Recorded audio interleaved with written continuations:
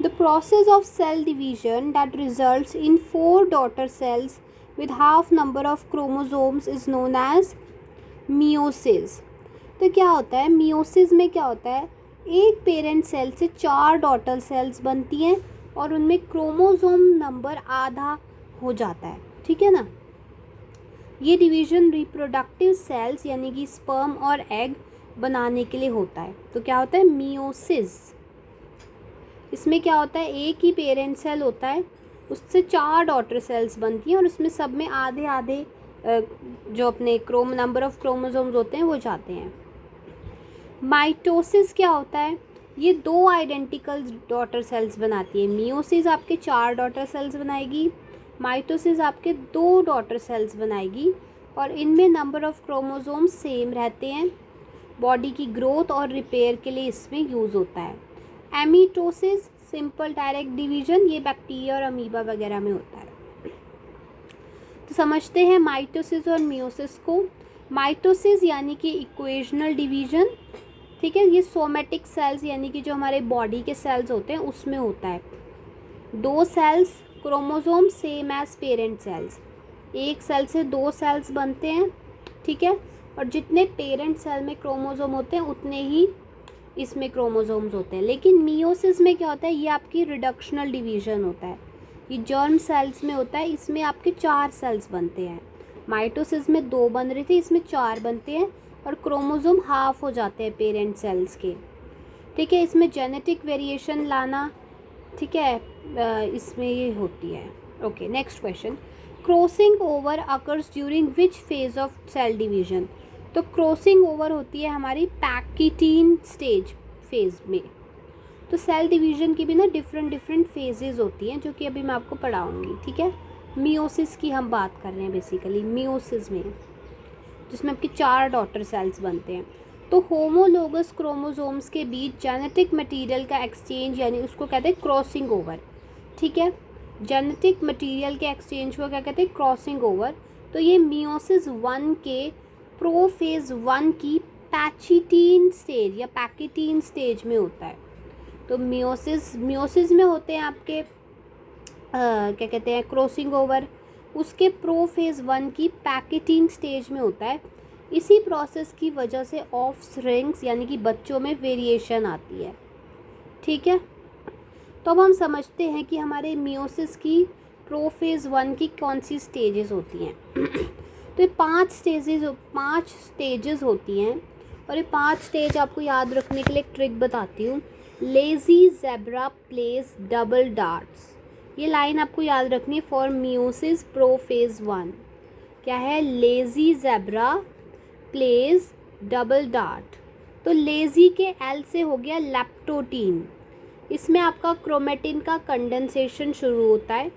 Then zebra से हो गया आपका जाइगोटीन, इसमें आपकी पेयरिंग होती है, होमोलोगस क्रोमोसोम की पेयरिंग बनते हैं ना, जो एक जैसे क्रोमोसोम होते हैं आपस में पेयर बनाते हैं। फिर प्लेस से हो गया आपका पैचिटीन, जो कि मैंने आपको अभी पढ़ाया क्रॉसिंग ओवर, जिसमें हम जेनेटिक सेगमेंट्स आपस में एक्सचेंज करते हैं।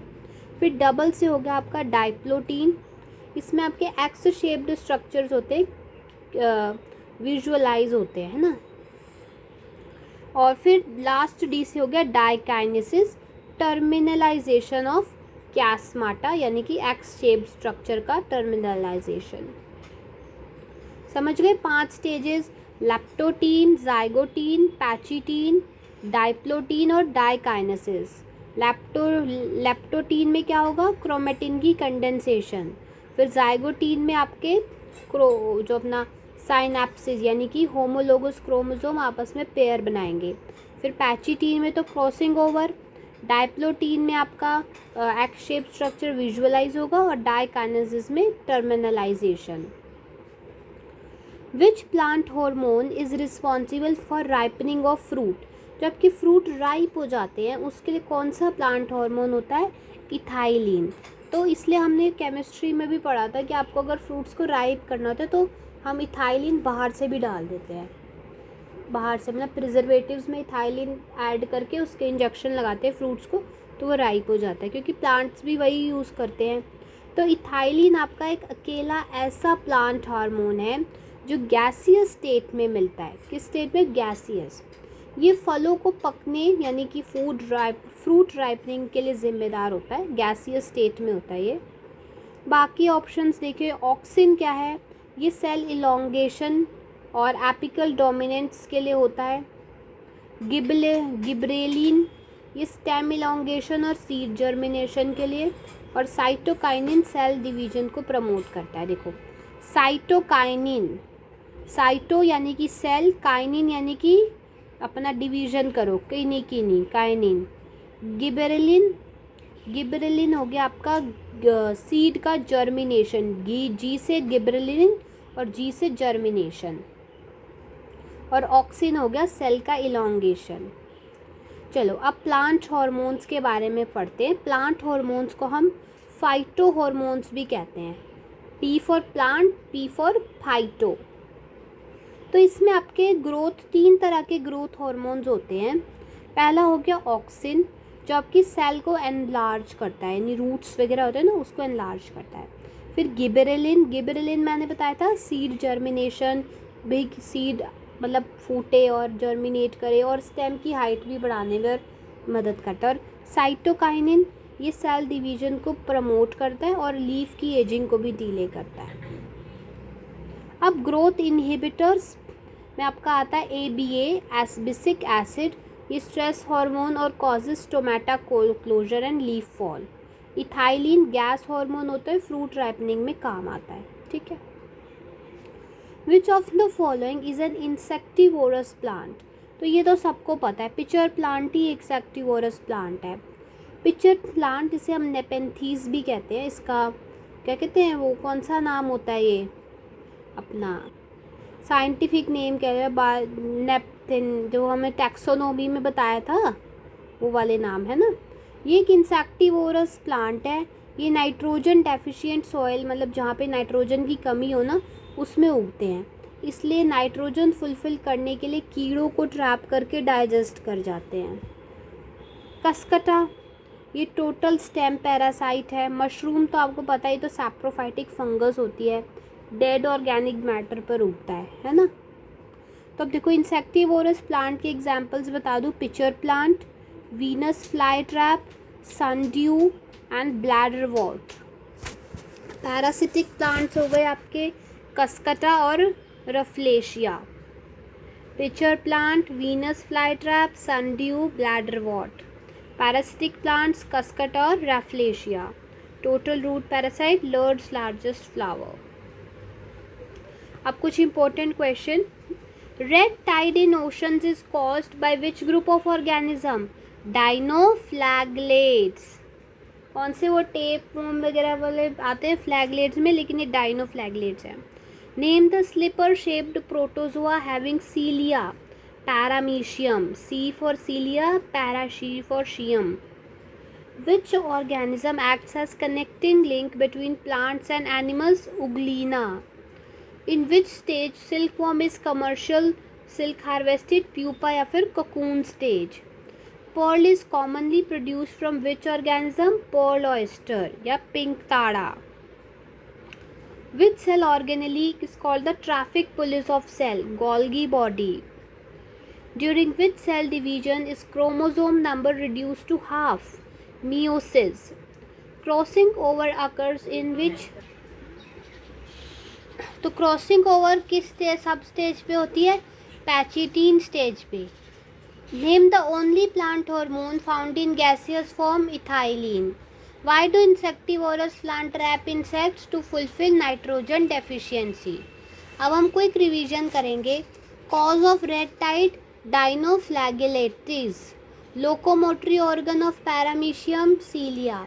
Connecting link between plants and animals? Euglena. Silk obtaining stage? Pupa. Perl producer? Pinctada, pearl oyster. Traffic controller of cell? Golgi apparatus. Division producing 4 haploid cells? meiosis. Stage of crossing over? Pachytene. Gaseous fruit ripening hormone? Ethylene. Insectivorous plant? Pitcher plant. Next question, the power to perform photosynthesis in plants is mainly present in, ये होती है chloroplast में। तो plant cell में जो chloroplast के अंदर green pigment होता है क्लोरोफिल, जो सनलाइट को ट्रैप करके फोटोसिंथेसिस द्वारा ग्लूकोज बनाता है। ठीक है, तो क्लोरोप्लास्ट में होता है क्लोरोफिल जो सनलाइट को ट्रैप करता है और फोटोसिंथेसिस से ग्लूकोज बनाता है। तो इसलिए इसे सेल का किचन भी कहते हैं।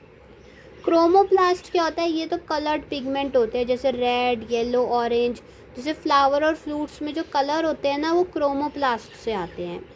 ल्यूकोप्लास्ट आपका कलरलेस प्लास्टिड है, जो फूड में जैसे कि स्टार्च, ऑयल, प्रोटीन ये सब होते हैं ना, ये सब ल्यूकोप्लास्ट स्टोर करता है। और माइटोकॉन्ड्रिया तो आपको पता है पावर हाउस होता है सेल का, रेस्पिरेशन में मदद करता है। अब हम समझते हैं type of plastids in cell. तो प्लास्टिड सिर्फ प्लांट सेल्स और एल्गी में होते हैं। क्लोरोप्लास्ट फोटोसिंथेसिस, क्रोमोप्लास्ट कलर देते हैं, ल्यूकोप्लास्ट फूड स्टोरेज करते हैं, उसमें भी एमिलोप्लास्ट होता है जो स्टार्च स्टोर करता है, और इलायोप्लास्ट ऑयल और फैट स्टोर करता है, और एल्यूरोप्लास्ट प्रोटीन स्टोर करता है। Next question, which metal ion is present in the centre of the chlorophyll molecule? तो क्लोरोफिल मॉलिक्यूल के सेंटर में कौन सा आपका मेटल आयन होता है? तो क्लोरोफिल तो वो हो गया जो अपना ये क्लोरोप्लास्ट में होता है, तो उसमें होता है मैग्नीशियम। तो क्लोरोफिल मॉलिक्यूल के सेंट्रल रिंग स्ट्रक्चर में क्या होता है? मैग्नीशियम आयन प्रेजेंट होता है। मैग्नीशियम की कमी से पत्तियां पीली पड़ जाती हैं, लेकिन अगर मैग्नीशियम पूरा होगा तो पत्ती हरी हरी रहेगी। देखिए, आयरन जो होता है वो तो हेमोग्लोबिन के सेंटर में होता है। कॉपर आपका हेमोसाइनिन के सेंटर में होता है, जो कि मॉलस्कस और आर्थ्रोपोड्स के ब्लू ब्लड में होता है, हमारे में नहीं होता। क्लोरोफिल में मैग्नीशियम, हेमोग्लोबिन में आयरन, हेमोसाइनिन में कॉपर, विटामिन B12 कोबाल्ट। तो फोटोसिंथेसिस में एक oxygen is evolved from water. जब फोटोसिंथेसिस होती है तो उसमें पानी के अंदर से जो ऑक्सीजन होती है ना H2O, तो ये वाला O आपका इवॉल्व होता है और ऑक्सीजन देते हैं प्लांट्स। तो फोटोसिंथेसिस के दौरान जो ऑक्सीजन गैस होती है वो वाटर मॉलिक्यूल से फोटोलाइसिस से आती है, ना कि कार्बन डाइऑक्साइड से। ये लाइट रिएक्शन का आउटकम है। देखो, जब कार्बन डाइऑक्साइड एब्जॉर्ब करते हैं प्लांट्स और साथ में मिलते हैं वाटर के साथ, सनलाइट और क्लोरोफिल की मदद से C6H12O6 यानी ग्लूकोज बनता है और ऑक्सीजन निकलती है और पानी निकलता है। तो लाइट रिएक्शन में क्या होता है? क्लोरोप्लास्ट से ग्राण के ग्राना में होती है, H2O टूटकर O2, ATP और NADPH बनता है। डार्क रिएक्शन में क्लोरोप्लास्ट के स्ट्रोमा में होती है, CO2 रिड्यूस होकर ग्लूकोज बनता है। ठीक है ना। जब लाइट के अंदर होती है तो ग्राना में होती है, H2O टूटकर O2 बनता है, और डार्क रिएक्शन स्ट्रोमा में होती है, CO2 टूटकर ग्लूकोज बनाता है। Next question, which instrument is use to measure the rate of transpiration in plants? तो वो आपका होता है पोटोमीटर।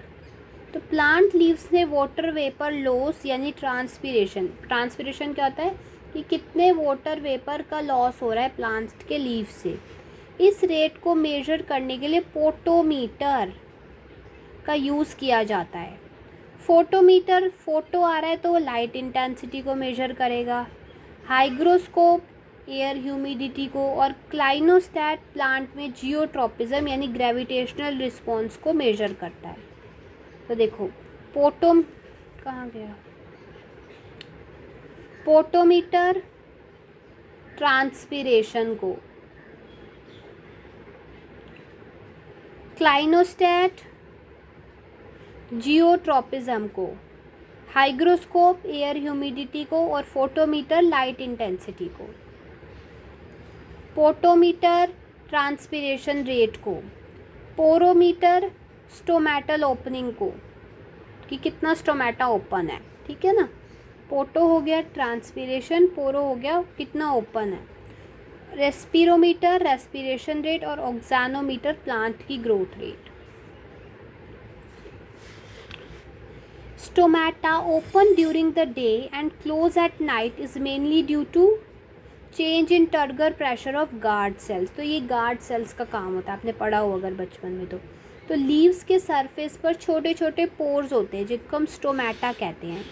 उनकी ओपनिंग और क्लोजिंग गार्ड सेल्स के टर्गर प्रेशर पर डिपेंड करती है। डे टाइम में पोटेशियम आयंस अंदर आते हैं, पानी अंदर खींचा चला आता है, गार्ड सेल्स टर्गिट यानी स्विल हो जाती है और स्टोमेटा खुल जाता है, ठीक है। तो क्या होता है, डे टाइम में पोटेशियम आयंस अंदर आते हैं तो इससे क्या होता है, पानी अंदर खींचना शुरू होता है तो गार्ड सेल्स स्वेल हो जाती हैं और स्टोमेटा ओपन हो जाता है, स्विल हो जाती हैं।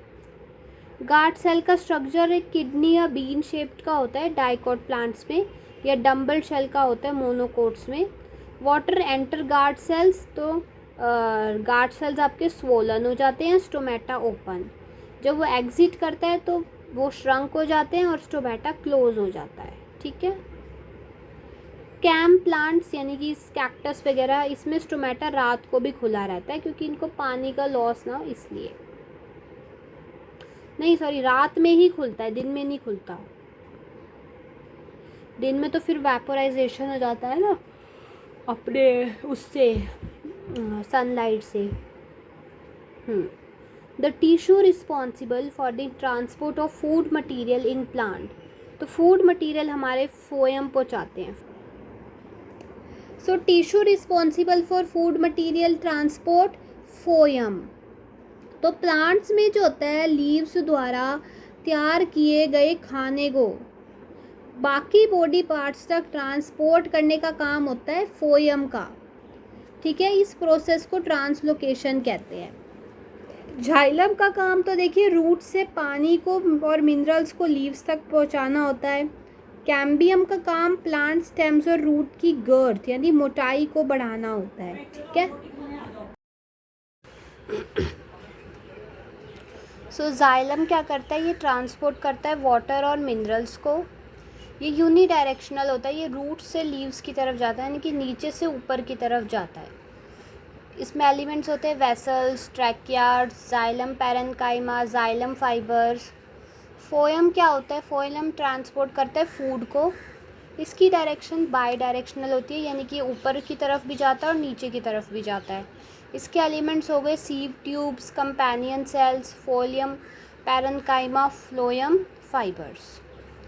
Next question, vessels and companion cells are the characteristic features of, ये होते हैं आपके एंजियोस्पर्म्स। तो देखो क्या होता है, ट्रू वेसल्स ये जाइलम में और कंपेनियन सेल्स होते हैं फ्लोयम में का होना एडवांस्ड फ्लावरिंग प्लांट्स यानी कि एंजियोस्पर्म्स का सबसे यूनिक फीचर है। तो ये फीचर किस में होता है, फ्लावरिंग प्लांट्स यानी कि फ्लावर वाले प्लांट्स में होता है, तो इसलिए वो एंजियोस्पर्म्स कहते हैं जिन पे फूल आते हैं ना उन प्लांट्स को। तो ये वेसल्स और कंपेनियन सेल्स जो है फ्लावरिंग प्लांट्स का एक सबसे यूनिक फीचर होता है। जिम्नोस्पर्म्स क्या होते हैं और पेट्रिडोफाइट्स, ये में जाइलम वेसल्स और फोयम कंपेनियन सेल्स एब्सेंट होते हैं, उनके पास एल्ब्यूमिनियस सेल्स होते हैं, ठीक है। चलो समझते हैं। Bryophytes amphibians of plant kingdom, pteridophytes first vascular plant, gymnosperms seed plants seed plants, angiosperms enclosed seed plants. Gymnosperms में कोई फ्लावर फ्रूट नहीं होता और एंजियोस्पर्म्स में फ्लावर फ्रूट होते हैं। Which of the following is known as amphibians of plant kingdom, तो वो होता है ब्रायोफाइट्स। ब्रायोफाइट्स यानी कि मॉसेस, मार्केंटिया, इनको एम्फीबियंस ऑफ प्लांट किंगडम कहते हैं क्योंकि ये मिट्टी पर रहते हैं लेकिन इनको रिप्रोडक्शन और फर्टिलाइजेशन के लिए पानी की ज़रूरत होती है। तो पानी की ज़रूरत होती है तो ये प्लांट की तरह बिहेव कर रहे हैं। लेकिन ये रहते मिट्टी पर है, ठीक है। Amphibians of plant kingdom, bryophytes, vascular cryptogams, pteridophytes, seed plants, gymnosperms, flowering plants, angiosperms, ठीक है।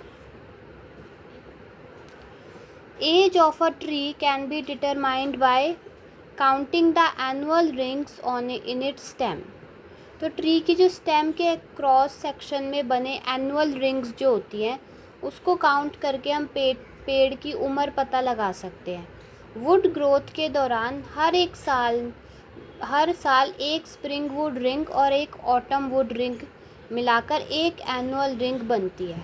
तो हर साल एक बनती है आपकी स्प्रिंग वुड रिंग और एक बनती है ऑटम वुड रिंग, तो दोनों मिलाकर एक एनुअल रिंग बनती है।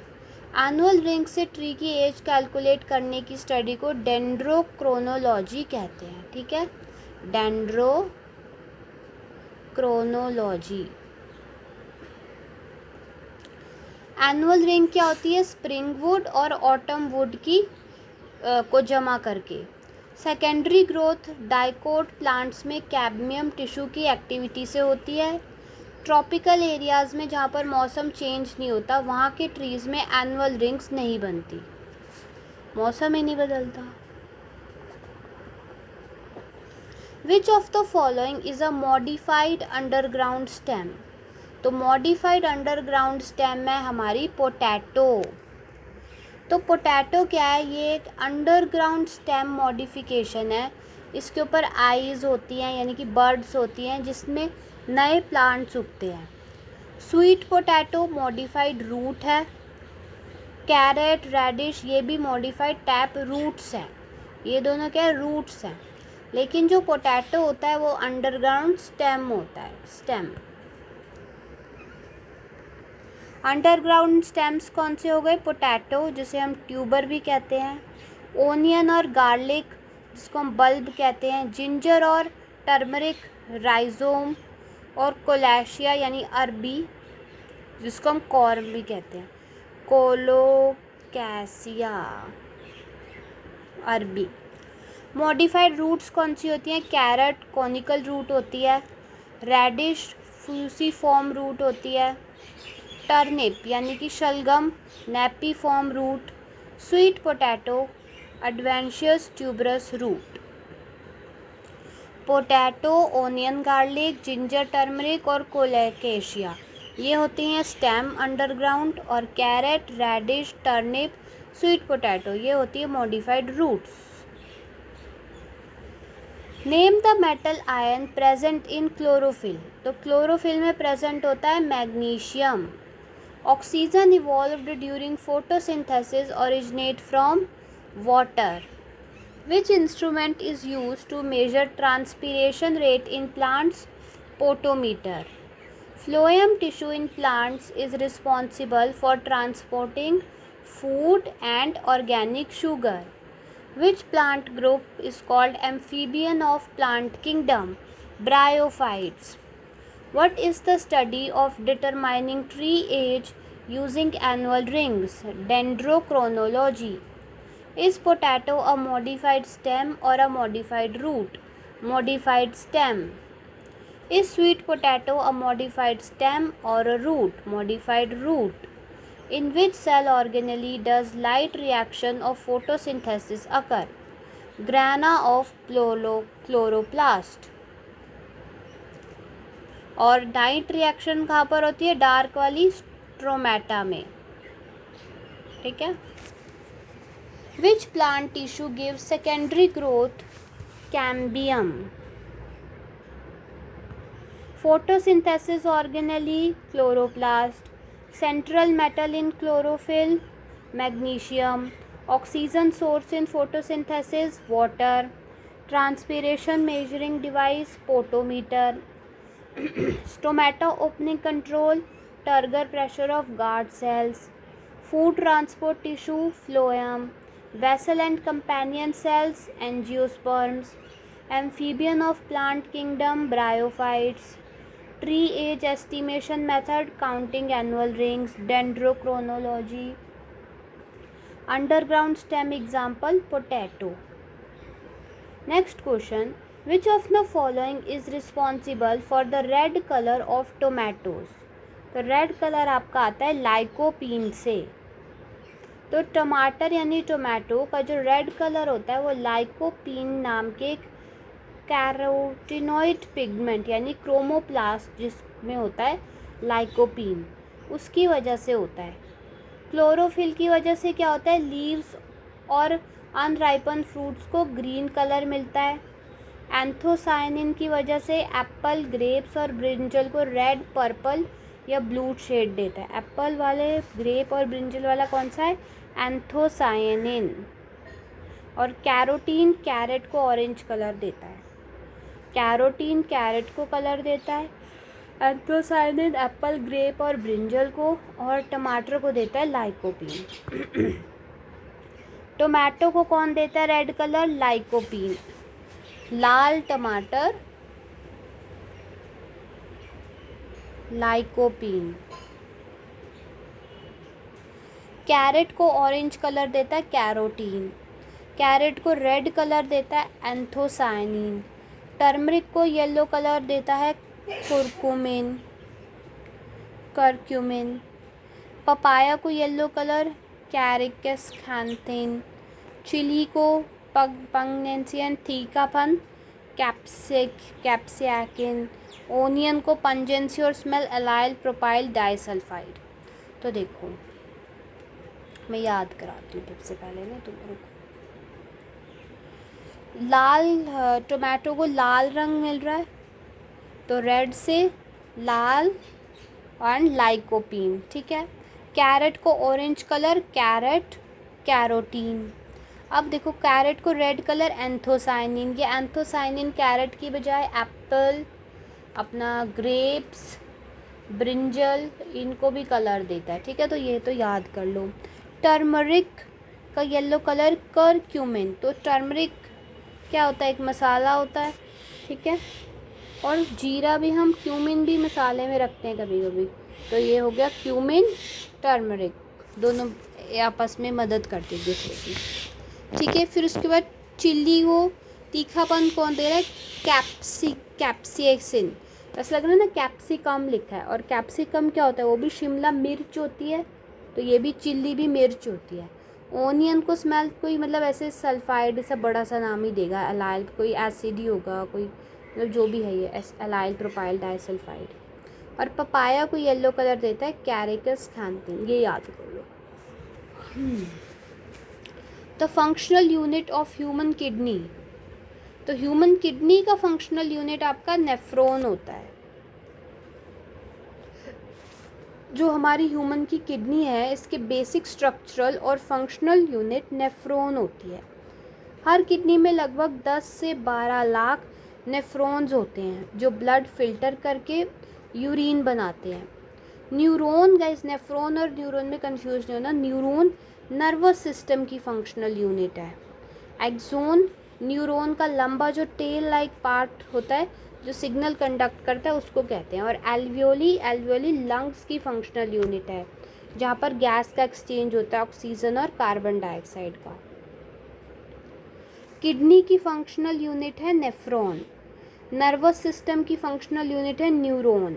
लंग्स की फंक्शनल यूनिट एल्वियोली।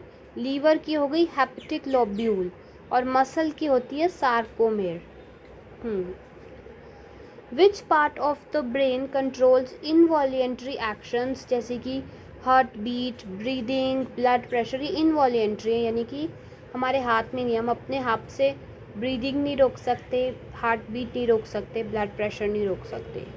तो वो होता है आपका मेडुला ऑब्लंगेटा। मैं तो करूँगा medulla.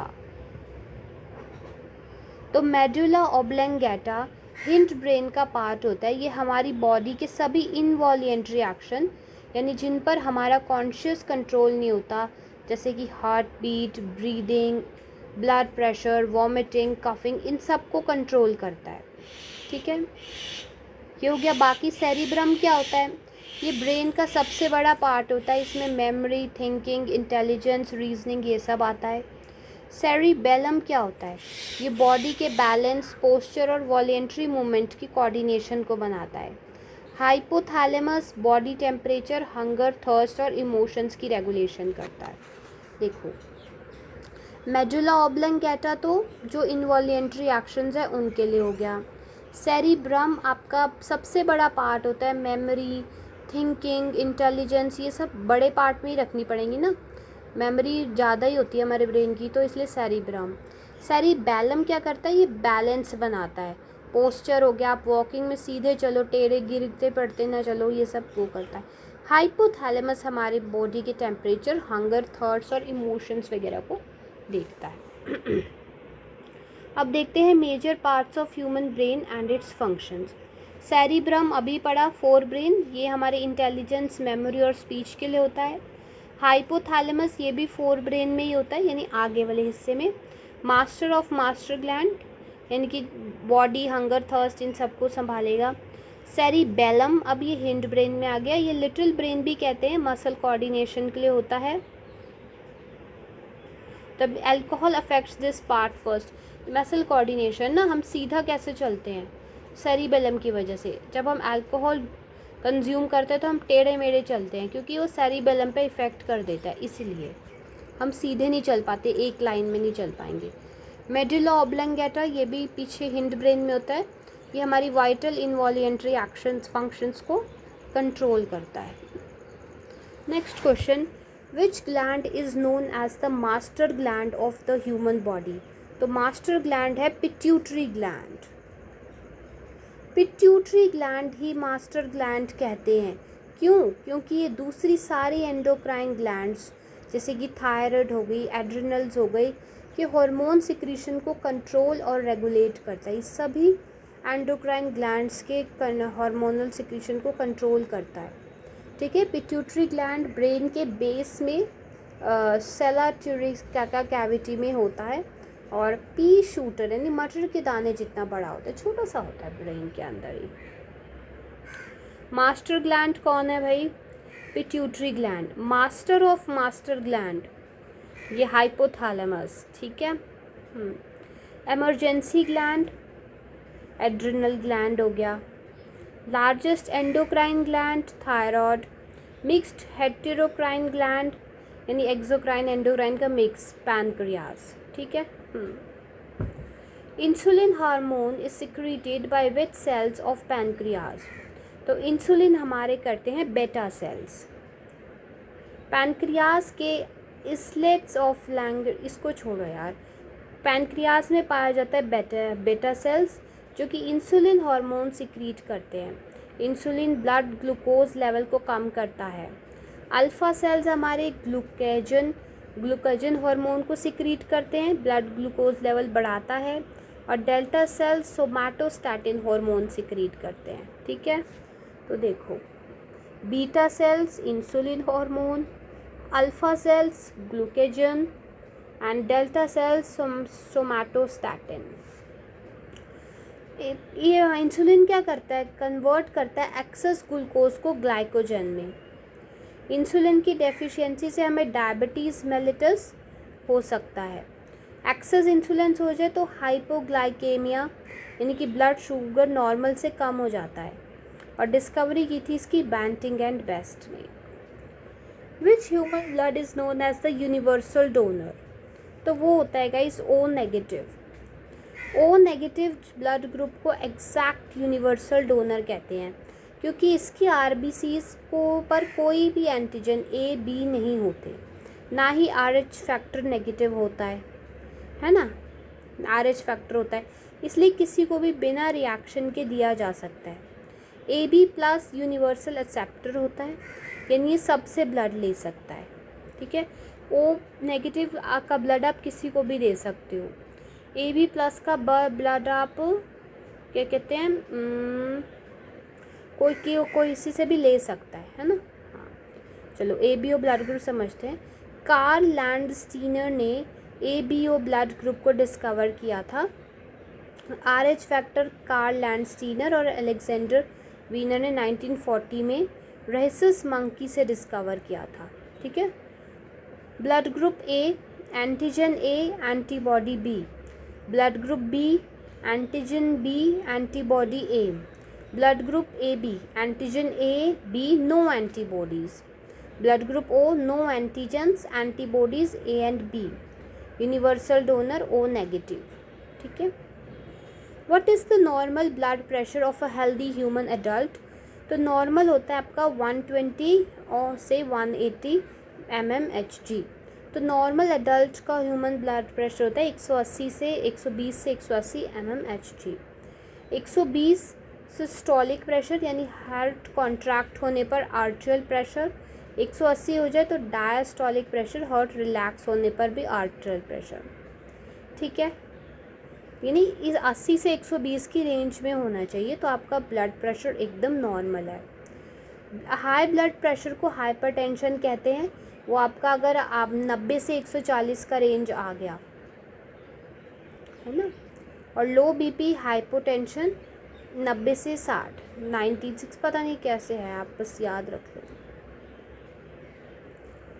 Instrument to measure blood pressure sphygmomanometer. ठीक है, तो sphygmomanometer. Instrument to measure heart beat, ये तो स्टेथोस्कोप होता है। Normal heart rate 72 beats per minute. Heart beat sound lub dub, lub यानी एवी वाल्व्स क्लोज, डब यानी कि सेमी ल्यूनर वाल्व्स क्लोज। तो यार ये देख लो, ब्लड प्रेशर मेजर करने का इंस्ट्रूमेंट याद कर लेना एक तो, और हार्ट बीट मेजर करने का याद कर लेना, और नॉर्मल हार्ट रेट कितनी होती है ये याद कर लेना। ठीक है, हाइपरटेंशन में कितनी होती है रेंज, हाइपरटेंशन की रेंज और नॉर्मल रेंज, बस इतना ही याद करना है इसमें से। Which blood cells are called soldiers of the body? Soldiers कौन है हमारी बॉडी के? वो WBCs हैं। क्यों हैं? क्योंकि वाइट ब्लड सेल्स हमारी बॉडी को इन्फेक्शन, बैक्टीरिया और वायरस से बचाते हैं। ठीक है, और हमारी इम्यूनिटी को बिल्ड करते हैं, इसलिए इन्हें सोल्जर्स ऑफ बॉडी कह रहे हैं। RBCs का क्या काम है? ये तो ऑक्सीजन और कार्बन डाइऑक्साइड का ट्रांसपोर्ट करते रहते हैं बस हीमोग्लोबिन को। प्लेटलेट्स क्या करती हैं? ब्लड क्लॉटिंग में हेल्प करती हैं। ठीक है, देखो RBCs कितने दिन तक रहती हैं? 120 दिन तक। इसमें न्यूक्लियस एब्सेंट होता है। Graveyard of RBCs spleen. WBCs leucocytes life span 2 से 15 दिन तक। न्यूक्लियस प्रेजेंट होता है। टाइप्स हो गए आपका लाइमोसाइट्स एंड मोनोसाइट्स। प्लेटलेट्स 7 से 10 दिन तक रहती हैं, क्लोटिंग में मदद करती हैं along with vitamin K and calcium. Which enzyme is present in human saliva that break down starch into simple sugar? तो saliva में होता है salivary amylase। सो माउथ में जो सलाइवा होता है उससे salivary amylase एंजाइम निकलता है जो खाने के स्टार्च को ब्रेक डाउन करके माल्टोज में बदलता है। डाइजेस्टिव सिस्टम में डाइजेशन की शुरुआत माउथ से ही होती है और वो यहीं से होती है। ठीक है, बाकी जो 3 ऑप्शन दिए थे, pepsin, P for pepsin, P for protein को ब्रेक डाउन करना। ट्रिप्सिन पैनक्रिया से निकलता है, स्मॉल इंटेस्टाइन में प्रोटीन को ब्रेक करता है। ठीक है, लाइपेज लिपिड्स को और फैटी एसिड और ग्लिसरॉल में डाइजेस्ट करता है। ठीक है, तो माउथ से निकलता है सलाइवरी अमाइलेज, स्टार्च डाइजेस्ट करेगा। स्टमक में होता है पैप्सिन, प्रोटीन डाइजेस्ट करेंगे। Rennin milk protein. ठीक है, पैनक्रियाज और स्मॉल इंटेस्टाइन में amylase carbohydrate, trypsin proteins, lipase fats. Okay, amylase carbohydrates, trypsin proteins, lipase fats. Which organ in the human body stores bile juice produced by the liver? तो भाई bile juice gall bladder के पास होता है। जो bile juice होता है produced अवर और secrete liver द्वारा होता है, लेकिन ये टेम्परेली स्टोर और कंसंट्रेट गॉल ब्लैडर में होता है। बाइल जूस फैट्स का एमल्सिफिकेशन यानी कि छोटे छोटे ड्रॉपलेट्स में तोड़ देगा ताकि लाइपेज एंजाइम उन्हें आसानी से डाइजेस्ट कर सके। बाइल जूस में कोई डाइजेस्टिव एंजाइम नहीं होते, पर ये एसिडिक फूड को एल्कलाइन बनाता है, ठीक है। Largest gland of human body, liver. Largest internal organ, liver. Regeneration power liver cells में मैक्सिमम होती है। Storage function, store glycogen, vitamin A, D, E, K, B12 and iron. Urea formation, urea cycle liver में होती है, ठीक है। अब कुछ क्वेश्चंस करें। Red colour of tomato is due to lycopene. What is the structural and functional unit of human kidney, nephron. Which part of brain controls involuntary functions like respiration and BP, medulla oblongata? Which gland is called the master gland of the human body, pituitary gland? Insulin is secreted by which specific cells of pancreas, beta cells? Which blood group is the absolute universal donor, O negative? What is the normal human blood pressure, 120 to 80? Which component of blood is known as soldiers of the body, WBCs? Where does carbohydrate digestion begin in the human body, mouth? Bile juice is secreted by which organ and stored where? Secreted by liver, stored in gallbladder. Quick revision. Tomato red color pigment, lycopene. Kidney functional unit, nephron. Involuntary action controller, medulla oblongata. Master gland of body, pituitary gland. Insulin secreting cell, beta cells of pancreas. Universal donor, O negative. Normal blood pressure, 120 to 80. Soldiers of the body, blood, white blood cells. Salivary enzyme, salivary amylase. Bile juice, gall bladder.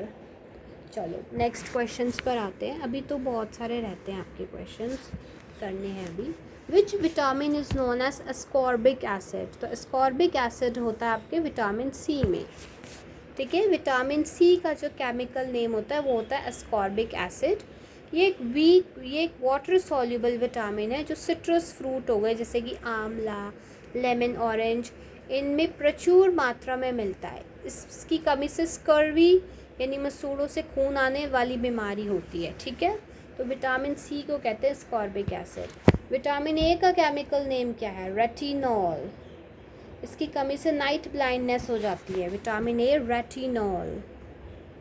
Vitamin B1, thiamine, कमी से बैरी होती है। और vitamin D से calcium मिलता है ना, तो कैल्सीफेरोल, इसकी कमी से रिकेट्स होता है, ठीक है। अब कुछ विटामिन और उनके केमिकल नेम्स देख लेते हैं। सबसे पहले वाटर सॉल्युबल विटामिन यानी विटामिन पानी में घुल जाएं, होता है बी कम्प्लेक्स और सी। फैट सॉल्युबल आपके ADE, कीड़ा, ठीक है, KEDA याद कर लो ऐसे, ठीक है। विटामिन ए को क्या कहते हैं, रेटिनॉल। B1 को क्या कहते हैं, थायमीन। B12 को क्या कहते हैं, साइनोकोबालामीन, कोबाल्ट होता है ना इसमें। सी को क्या कहते हैं, एस्कॉर्बिक एसिड। डी को क्या कहते हैं, कैल्सीफेरोल। ई को क्या कहते हैं, टोकोफेरोल, ब्यूटी का विटामिन होता है। विटामिन के, फाइलोक्विनोन, ब्लड क्लॉटिंग का विटामिन। फिर से कराऊँ, ओके, और फिर से कराती हूँ। ए को रेटिनॉल, B1 को थायमीन, B12 को साइनोकोबालामीन, कोबाल्ट होता है ना इसमें। सी को एस्कॉर्बिक एसिड, डी को कैल्सीफेरोल, ई टोकोफेरोल, के phylloquinone. Which component of the human blood carries oxygen to different parts of the body? तो ऑक्सीजन गाइस हमारा हेमोग्लोबिन ही ले जाता है। हीमोग्लोबिन में जो रेड ब्लड सेल्स में पाया जाने वाला, हीमोग्लोबिन क्या है, रेड ब्लड्स में पाया जाने वाला एक आयरन कंटेनिंग प्रोटीन पिगमेंट है। ये लंग से ऑक्सीजन को बाइंड करके ऑक्सी हेमोग्लोबिन बनाता है और फिर पूरी बॉडी के टिश्यूज़ तक ट्रांसपोर्ट कर देता है, ठीक है। हाँ, नेक्स्ट अगर मैं देखूँ तो नेक्स्ट ऑप्शन थे जैसे प्लाज्मा, ये ब्लड का liquid matrix 55%। Keratin, structural protein जो नेल्स, हेयर और स्किन के आउटर लेयर में होता है, ठीक है। और फाइब्रिनोजन प्लाज्मा प्रोटीन जो ब्लड क्लोटिंग में मदद करता है। चलो, आयरन की प्रेजेंस होती है हीमोग्लोबिन में। आयरन Fe2+ फेरस फॉर्म में होता है। Carbon monoxide poisoning, carbon monoxide की हीमोग्लोबिन से बाइंडिंग कैपेसिटी ऑक्सीजन से अप्रॉक्सीमेट 200 गुना ज़्यादा होती है, जो कार्बोक्सी हीमोग्लोबिन बनाती है और सफोकेशन से डेथ का कारण बनती है ना। Total number of bones present in an adult human body, एक एडल्ट में आपकी 206 बोन्स होती हैं, ठीक है। एक एडल्ट ह्यूमन स्केलेटन में 206 बोन्स होती हैं और एक इन्फेंट या फिर न्यूबॉर्न बॉडी में, एक नवजात शिशु में 300 बोन्स होती हैं, जो बाद में फ्यूज़ होकर सिर्फ 206 ही रह जाती हैं, ठीक है। एक्सियल स्केलेटन में 80 बोन्स होती हैं, जो सेंट्रल एक्सिस पर होती हैं, जैसे स्कल में हो गई 29, वर्टेब्रा कॉलम में 26, रिब्स में हो गई 24 और स्टर्नम में हो गई 1। अपेंडिकुलर स्केलेटन में 126 होती है, लिम्स और गर्डल्स वगैरह में मिला के। हैंड्स में 60, लेग्स में 60। सबसे छोटी बोन स्टेप्स मिडल ईयर में होती है। लॉन्गेस्ट बोन फेमर थाई में, जांघ की हड्डी। देखो, एक्सियल स्केलेटन में 80 होती हैं, अपेंडिकुलर में 126 होती हैं। स्मॉलेस्ट बोन स्टेप्स होती है मिडल ईयर में, लॉन्गेस्ट बोन फेमर होती है जांघ में। Which part of the human eye control the amount of light entering into it? तो ये काम आपके आइरिस का होता है, ठीक है। आइरिस प्यूपल के साइज़ को एडजस्ट करके आई में एंटर होने वाली लाइट की क्वांटिटी को कंट्रोल करता है। तेज़ रोशनी हो तो आइरिस प्यूपल को छोटा कर देता है और अंधेरे में बड़ा कर देता है, ठीक है। कॉर्निया आई डोनेशन में डोनेट किया जाने वाला transparent front part. Pupil aperture, जिसे लाइट आई के अंदर जाती है। रेटिना आई का इनर स्क्रीन, जहाँ पर रियल और इन्वर्टेड इमेज बनती है। आई डोनेशन सिर्फ कॉर्निया डोनेट और ट्रांसप्लेट किया जाता है, क्योंकि इसमें ब्लड सप्लाई नहीं होता, ठीक है। इमेज फॉर्मेशन, रेटिना पर रियल एंड इन्वर्टेड इमेज बनती है, जिसे ब्रेन सीधा करके समझता है। Power of accommodation, ciliary muscles के द्वारा आईलेंस की फोकल लेंथ एडजस्ट करने की क्षमता। Least distance of vision 25 centimetre. हाँ जी, नेक्स्ट क्वेश्चन, मायोपिया या नियर साइटेडनेस। मायोपिया इसका मतलब नियर साइटेडनेस, यानी कि पास का दिख रहा है, दूर की नज़र ख़राब है। कैन बी करेक्टेड यूजिंग, दूर की नज़र ख़राब है तो हमें वो जिसमें छोटा छोटा दिखता है वो वाला लेंस लेना होता है, राइट। और छोटा छोटा हमारा किस लेंस में दिखता है, कनकेव में, तो हम कनकेव लेंस लेंगे, ठीक है। तो मायोपिया में क्या होता है, पास की चीज़ें साफ दिखती हैं पर दूर की धुंधली दिखती हैं, तो इमेज रेटिना के पहले बन जाती है। इसे सही करने के लिए कनकेव लेंस यूज़ करते हैं। कन्वेक्स लेंस हम हाइपरमेट्रोपिया को ठीक करने के लिए, बायफोकल लेंस प्रेस बायोपिया को यानी बुढ़ापे में आने वाले डिफेक्ट को कहते हैं, और साइलेंट्रिकल लेंस की एस्टिग्मेटिज्म को सही करने के लिए करते हैं। चलो, मायोपिया फार विजन अफेक्टेड होता है, कनकेव लेंस यूज़ करो। हाइपरमेट्रोपिया में नियर विजन अफेक्ट होता है, कन्वेक्स लेंस यूज़ करो। प्रेस बायोपिया में नियर और फार दोनों इफेक्ट होते हैं, तो बायफोकल यूज़ करो। एस्टिग्मेटिज्म में हॉरिजॉन्टल और वर्टिकल लाइन ब्लर होती है, तो आप सिलेंड्रिकल लेंस यूज़ करो, ठीक है। Which enzyme in human stomach helps in digestion of milk protein in infants? तो मिल्क प्रोटीन का अभी तो पढ़ा है, रेनिन अभी पढ़ाया है ऊपर, अगर याद होता तो पता चल जाता। छोटे बच्चों के स्टमक में रेनिन एंजाइम निकलता है, जो प्रोटीन यानी कैसीन को कर्डलिंग यानी दही जैसा जमाकर डाइजेस्ट करने में मदद करता है। रेनिन एंजाइम है, रेनिन, और रेनिन किडनी से निकलने वाला हार्मोन है। दोनों की स्पेलिंग में फ़र्क है, इसमें डबल एन है, इसमें एक एन है। पेप्सिन एडल्ट्स और इन्फेंट्स में journal protein breakdown, amylase starch digest करेगा। स्टमक के गैस्ट्रिक जूसेस को पढ़ें। गैस्ट्रिक जूस का पीएच हाईली एसिडिक होता है, 1.5 to 2। HCl होता है, बैक्टीरिया मारता है और पेप्सिनोजन को एक्टिव पेप्सिन में बदलता है। पेप्सिन प्रोटीन को पेप्टोन में, रेनिन मिल्क प्रोटीन को पैराकैसीन में, म्यूकस स्टमक की इनर वॉल को HCl एसिडिक बर्न से बचाती है।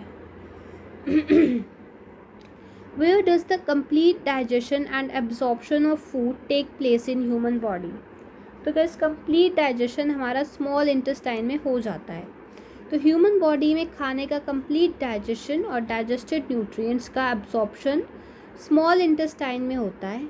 इसके इनर वॉल्स पर फिंगर लाइक प्रोजेक्शंस होते हैं जिसको हम विली कहते हैं, जो सरफेस एरिया बढ़ाते हैं। स्टमक में देखिएगा इस पार्शियल डाइजेशन होता है, प्रोटीन और फूड वगैरह का स्टोरेज। और लार्ज इंटेस्टाइन में डाइजेशन नहीं होता, सिर्फ वाटर और सॉल्ट का एब्जॉर्प्शन होता है। स्मॉल इंटेस्टाइन्स की डिवीजन देखिए, लेंथ आपकी होती है 6 से 7 मीटर। ड्यूडेनम लीवर और पैनक्रियाज से सिक्रीशन मिलते हैं। जेजुनम मिडल सेक्शन और इलियम फाइनल डाइजेशन विली द्वारा maximum nutrient absorption. Duodenum, jejunum और ileum. Bio is difficult, right? Which functional unit of lungs is the main site of gaseous exchange oxygen और carbon dioxide? ये alveoli होता है, ये तो अभी पढ़ा है। लंग्स के अंदर छोटे बैलून लाइक सैक स्ट्रक्चर होते हैं जिन्हें हम एल्वियोली कहते हैं। यहाँ पर ब्लड कैपिलरीज और एयर के बीच डिफ्यूजन से ऑक्सीजन और कार्बन डाइऑक्साइड एक्सचेंज होता है। ट्रैकिया तो विंड पाइप होता है। ब्रोंकाई और ब्रोंक्यूल्स एयरवेज जो एयर को एल्वियोली तक ले जाती हैं, ठीक है। एयर का फ्लो रूट कैसे होता है? पहले नॉस्ट्रल से नेज़ल कैविटी में, फिर फैरिंग्स, फिर लैरिंग्स, फिर ट्रैकिया, फिर ब्रोंकाई, ब्रोंक्यूल्स, फिर एल्वियोली में, ठीक है। सबसे पहले नॉस्ट्रल, फिर नेज़ल कैविटी, फिर फैरिंग्स, लैरिंग्स, फिर उस पर ट्रैकिया, ब्रोंकी, ब्रोंक्यूल्स, फिर alveoli. Haemoglobin present in RBCs, breathing pigment. Diaphragm respiration में ब्रीद इन और ब्रीद आउट के टाइम पर मस्कुलर मूवमेंट देने वाला सबसे base structure. Total number of pairs in corneal nerves in human being is 12। तो directly brain से निकलने वाली नर्व्स को क्रेनियल नर्व्स कहते हैं और ह्यूमन बॉडी में ये 12 पेयर्स होते हैं। 31 पेयर्स स्पाइनल कोड से निकलने वाली स्पाइनल नर्व्स के होते हैं। तो क्रेनियल नर्व्स ब्रेन से ओरिजिनेट होती हैं 12 पेयर्स।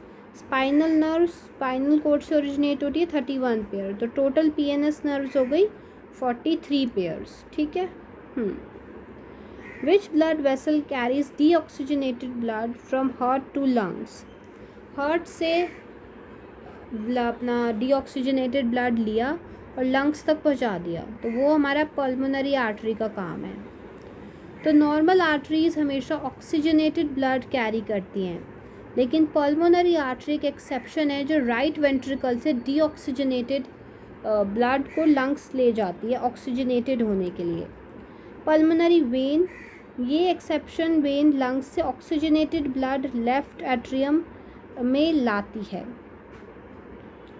ऑर्टा बॉडी की लार्जेस्ट आर्टरी जो प्योर ब्लड को हार्ट से बाकी बॉडी में भेजती है। वेना कावा बॉडी का लार्जेस्ट वेन जो इम्प्योर ब्लड को बॉडी से हार्ट तक लाती है, ठीक है। अब सबसे पहले ये आप समझ लो ह्यूमन जर्नल रूट्स, फिर आपको दोबारा बताती हूँ अगला क्वेश्चन। आर्टरीज क्या करती हैं? ये ब्लड्स को अवे ले जाती है हार्ट से, आर्टरीज अवे, ठीक है, और ज़्यादातर ऑक्सीजनेटेड होता है। वेन्स क्या करती है? ये टुवार्ड्स ले जाती है हार्ट के डीऑक्सीजनेटेड, बट एक एक्सेप्शन है, pulmonary artery deoxygenated blood carry करती है, ये ले जाती है दूर ही, हार्ट से लंग्स तक ले जाती है। Pulmonary vein oxygenated blood lungs से हार्ट तक ले जाती है, ठीक है। तो सिंपल सी चीज़ है। आर्टरीज क्या करेंगी? ये ब्लड को अवे ले जाएंगी और ये ऑक्सीजनेटेड ब्लड कैरी करती है। वेन्स ब्लड को टुवार्ड्स ले जाती हैं डीऑक्सीजनेटेड, बट पल्मोनरी आर्टरी और वेन्स में उल्टा होता है। बाकी अयोर्टा बता दूं, अयोर्टा बॉडी की लार्जेस्ट आर्टरी होती है जो प्योर ब्लड को, क्योंकि ये तो ऑक्सीजनेटेड ब्लड लेते हैं, बाकी बॉडी में भेजती है, अवे ले जा रही है ना, बॉडी में भेज रही है। वेना कावा क्या है? लार्जेस्ट वेन है जो डीऑक्सीजनेटेड ब्लड को हार्ट तक ला रही है, पास ला रही है, तो वेन हो गई। What is the chemical name of vitamin C? Ascorbic acid. Deficiency of which vitamin cause night blindness? Vitamin A. Which part of human eye is donated during eye transplantation? Cornea. Which lens is used for to correct myopia? Concave lens. What is the total number of bones in a newborn baby? 300. Where does complete digestion occur? Small intestine. Structural and functional unit of human lung? Alveoli. Pairs of cranial nerves? 12. Artery carry deoxygenated blood? Pulmonary artery. Mineral element present in hemoglobin? Fe2. Chemical name of vitamin C? Ascorbic acid. Oxygenated carrier in blood? Hemoglobin. Bones in adult human? 206. Control light entering eye? Iris. Corrective lens for myopia? Concave lens. Milk protein digesting enzyme? Renin. Site of complete digestion and absorption? Small intestine. Site of gaseous exchange? Alveoli. Cardiac nerves count? 12. Artery carrying deoxygenated blood? Pulmonary artery. Okay, next question was 90 और फिर कुछ one liner options हैं आपके. then your bio will be complete. Which gland is both endocrine and exocrine gland? तो ये आपके pancreas होते हैं.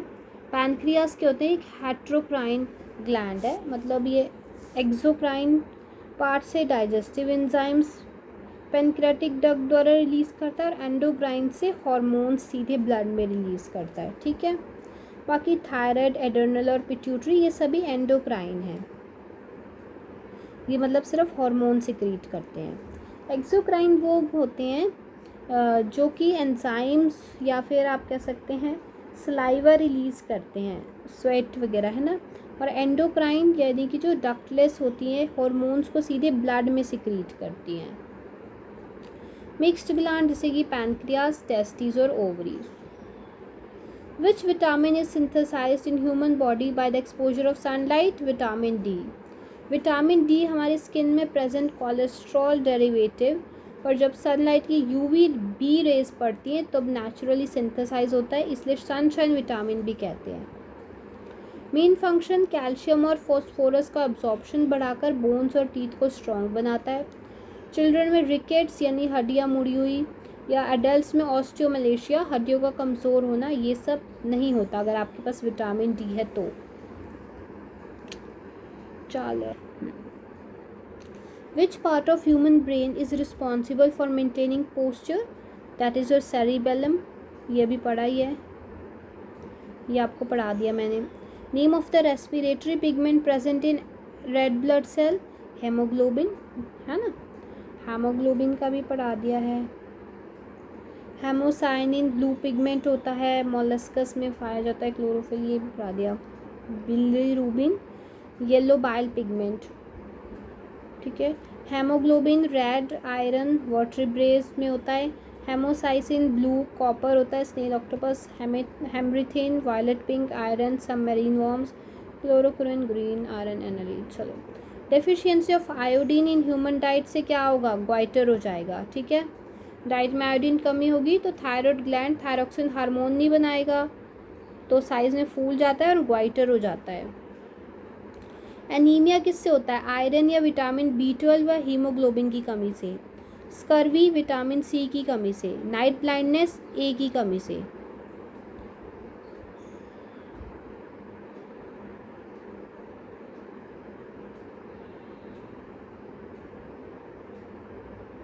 Which blood group is known as universal recipient? AB positive. और O नेगेटिव यूनिवर्सल डोनर होता है. Which structural organelle of a plant cell is called powerhouse of cell? Mitochondria. Chloroplast kitchen of the cell, ribosome protein factory, Golgi body traffic controller. Powerhouse of cell, mitochondria, protein factory, ribosome, suicidal bag, lysosome, kitchen, chloroplast, brain, nucleus और traffic police, Golgi body. Plant cell wall is primarily composed of cellulose. Chitin fungi की होती है और peptidoglycan bacteria की cell wall में होता है. विच of the following is a master gland controlling both अपनी ग्रोथ को? पिट्यूटरी, इसको मास्टर ग्लैंड कहते हैं। हाइपर सिक्रीशन बचपन में ज़्यादा निकल जाए तो गाइगैनिटिज्म हो जाता है, बहुत लंबा शरीर, और हाइपर सिक्रीशन कम निकले तो ड्वार्फिज्म हो जाता है। एडल्ट हाइपर सिक्रीशन एक्रोमेगली हो जाता है। What is the normal pH value of the human blood? तो ह्यूमन ब्लड का नॉर्मल पीएच वैल्यू कितना होता है आपका? 7.4। स्लाइटली एल्कलाइन होता है ह्यूमन ब्लड का 7.4, न्यूट्रल में 7 होता है। गैस्ट्रिक जूस का 1.5 to 2, सलाइवा का 6.8, यूरिन का 6, बाइल जूस का 7.7 to 8.4, मिल्क का 6.5 to 6.7। ठीक है, 7.4 वो नेचुरल में 7, गैस्ट्रिक जूस में 1.5 से 2, सलाइवा का 6.8, यूरिन का भी 6, बाइल का 7.7 to 4 और 6.7 to 6। Name the gland which functions as both endocrine exocrine. Pancreas. Sunshine vitamin, vitamin D. Goitre disease, iodine की कमी से। Body balance, cerebellum. Blue respiratory pigment, haemocyanin. Universal recipient, A B positive. Powerhouse of cell, mitochondria. Plant cell wall is made up of cellulose. Fungi is composed of chitin. pH value of human blood 7.4. Mixed gland, pancreas. Sunshine vitamin D. Body posture, cerebellum. RBC, hemoglobin.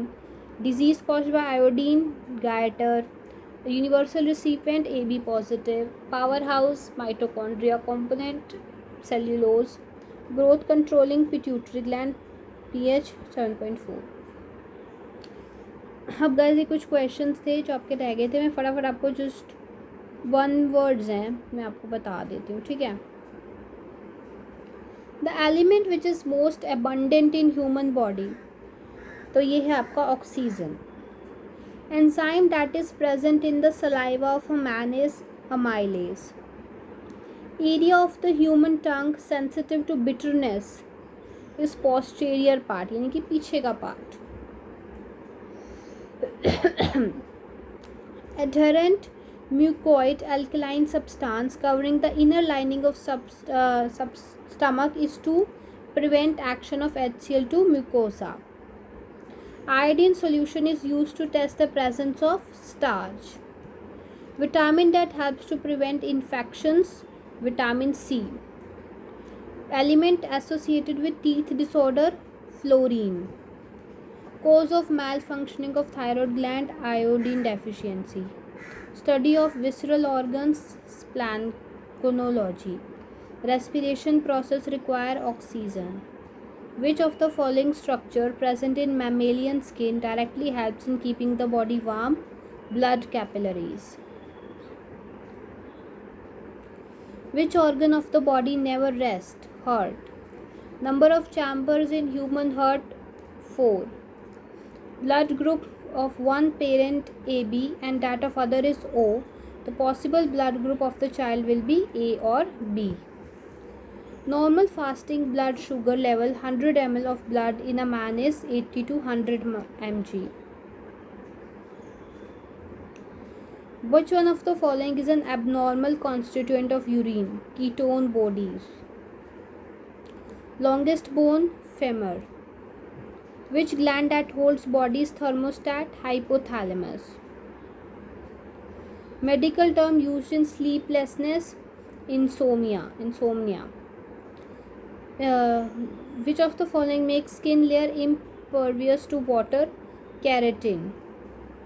Pituitary gland is situated in base of the brain. Which of the following is correlated with blood pressure? Adrenal.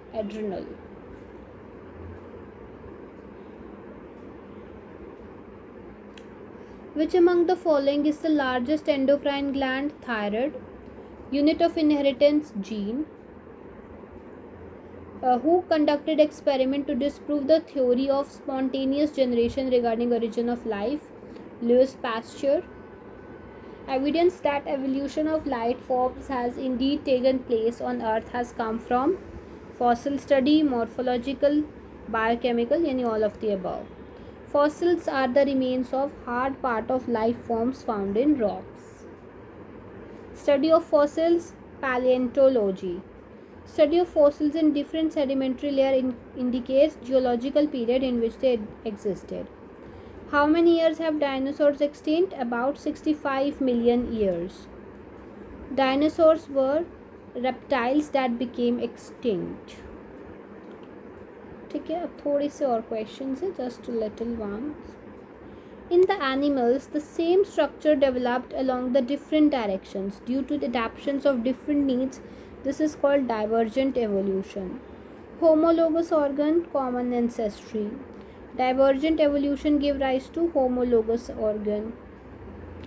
Darwin's finches refers to a group of birds. Darwinian natural selection of evolution has inspired by Thomas Malthus. Survival of the fittest is possible due to favorable variation. Which of the following was not explained by Darwin? Arrival of fittest.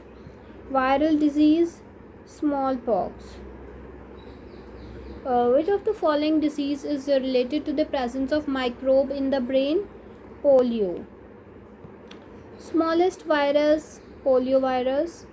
According to WHO, the bird flu virus cannot be transmitted through food cooked beyond 70 degrees Celsius. ELISA test is employed to diagnose AIDS antibodies. The pair of diseases caused by virus, rabies and mumps. Not a viral disease, leprosy. Right? Where it is gone. Causative agent to tuberculosis. It is your HIV. I think एक minute ना, थोड़ा सा I think ये shift हो गई आपके उससे.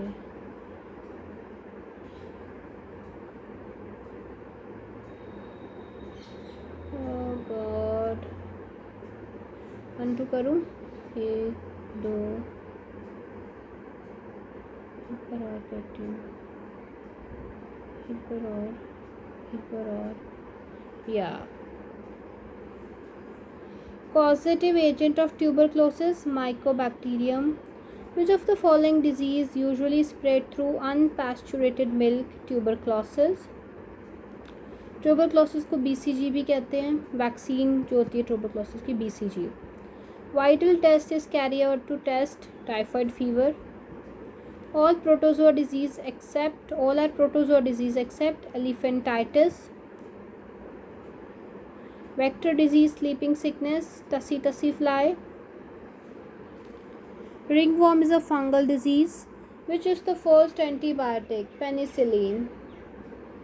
Substance that stimulates the production of antibodies when reduced in a living organism, antigen. So thank you everyone. इसके साथ आपकी बायोलॉजी होती है कंप्लीट. इसको लिखते हैं.